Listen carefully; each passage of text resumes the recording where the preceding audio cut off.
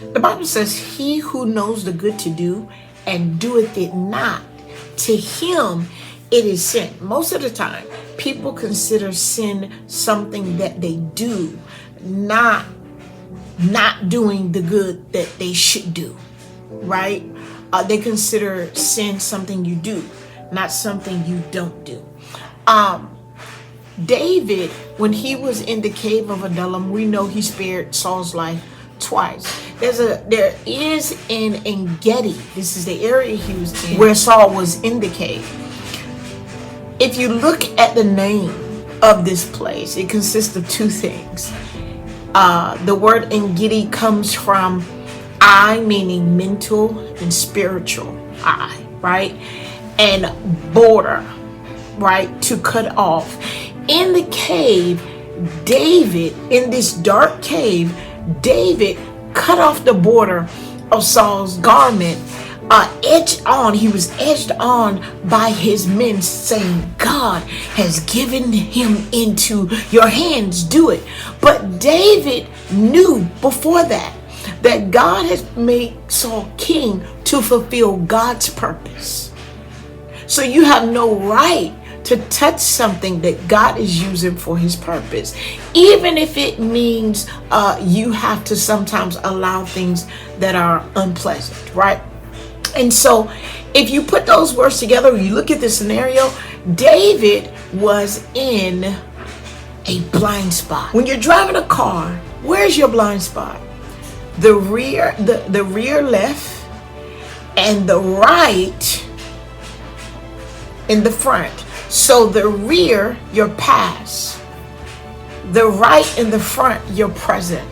There's spaces there that you cannot see. Now the brain, what it does, we don't notice blind spots outside the car, right? We'll say, I saw you in my peripheral vision. Now understanding that there is a blind spot there, right? Behind the peripheral vision. The brain either, this is why we don't notice, the brain either fills in the blank or dismisses it altogether. His friends were filling in the blank. This is really what's going on. God has done this. They didn't know that, but that's what they told David. And David gave them his ear, and it projected an image. The problem was, it was a filled-in image.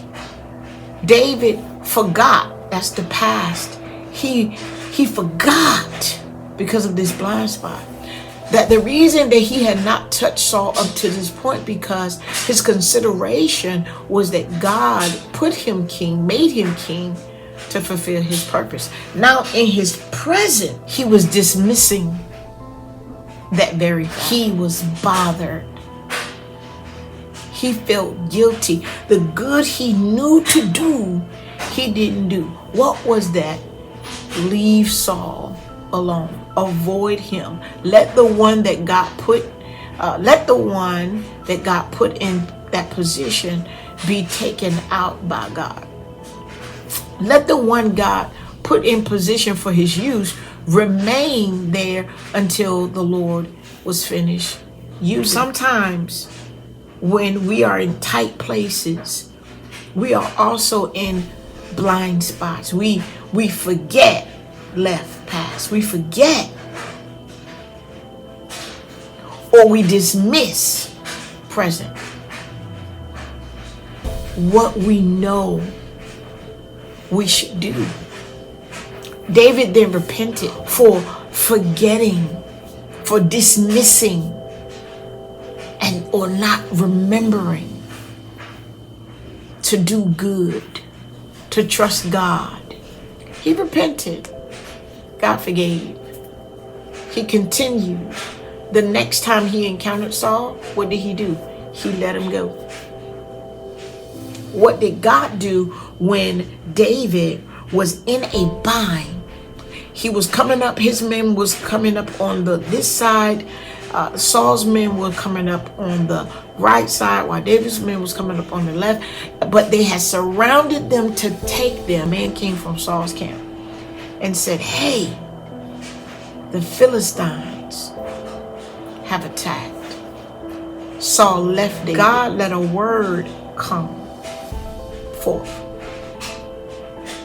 And in that word being responded to, David was delivered. If we trust the Lord and remember in the face of pressure or adversity, and we do not dismiss the good we know to do, but we do it trusting God, He will cause us to escape the grasp, the hand of our enemy.